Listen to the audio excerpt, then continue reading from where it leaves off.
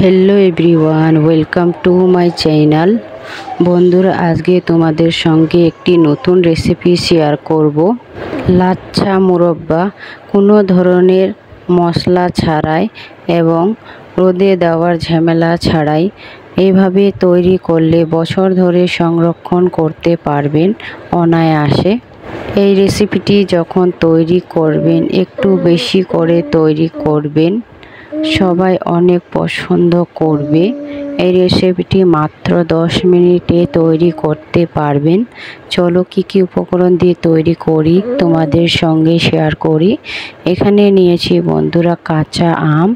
আমি এখানে 4-5টি কাঁচা আম নিয়েছি, নেওয়া ধুয়ে পরিষ্কার করে সুন্দরভাবে। এখন আমি উপরের খোসাগুলো ফেলে দেব। এইভাবে উপরের খোসাগুলো ফেলে সুন্দরভাবে পরিষ্কার করে নিতে হবে। দেখতে পাচ্ছ, এই রেসিপিটি বড় ছোট সবার অনেক পছন্দ হবে। লাচ্ছা মোরব্বা। বন্ধুরা, এখানে সবগুলো আমকে আমি সুন্দরভাবে কেটে নিয়েছি। এখন একটা গ্রেটারের সাহায্যে আমি এটাকে কেটে নেব। এখানে গ্রেটারের বড় ছিদ্র আছে, সেখান দিয়ে এটাকে কেটে নিতে হবে। ছোট ছিদ্রটা দিয়ে কাটবেন না, বড় ছিদ্র দিয়ে কাটবেন এইভাবে, তাহলে কচকচে লাচ্ছা মোরব্বা সুন্দরভাবে তৈরি হবে। এখন আমি সুন্দরভাবে রসটাকে বের করে নিচ্ছি।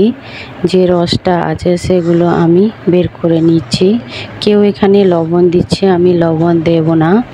লবণ দিলে এটা একদম পুরো নরম হয়ে পুরো হয়ে যাবে, এই জন্য আমি এটাতে লবণ দেব না, এমনি তৈরি করব। এখন আমি নেক্সট স্টেপে চলে এসেছি। গ্যাসে কড়াই বসিয়ে 1 কাপের মতো চিনি অ্যাড করেছি। এখানে অ্যাড করব 2 কাপের মতো জল, আর দিয়ে দেব 2টা লবঙ্গ, আর এখানে অ্যাড করে দিয়েছি 1/2 চামচের মতো লবণ। দেওয়ার পরে এটাকে সুন্দরভাবে নেড়েচেড়ে ফুটিয়ে নেব। এইভাবে বলক চলে এসেছে। এখন আমি দিয়ে দিচ্ছি আমের ঝুরি। এইভাবে দিয়ে সুন্দরভাবে আমি এটাকে প্রায় 2 মিনিটের মতো সিদ্ধ করে নেব। দেখতেই পাচ্ছ কত সুন্দর হয়েছে বন্ধুরা এই রেসিপিটি। কচকচে লাচ্ছা মোরব্বা মাত্র 10 মিনিটেই তৈরি করে ফেললাম। এইভাবে যদি তোমরা বছর ধরে সংরক্ষণ করতে চাও তাহলে 2 চামচের মতো ভিনেগার দিয়ে দেবে। আমি এটা এখনই শেষ করে দেব, এই জন্য একটু তৈরি করে আমি তোমাদেরকে সঙ্গে শেয়ার করেছি। কচকচে লাচ্ছা মুরব্বা এইভাবে 10 মিনিটে তৈরি করে বছর ধরে সংরক্ষণ করতে পারবেন অনায়াসে।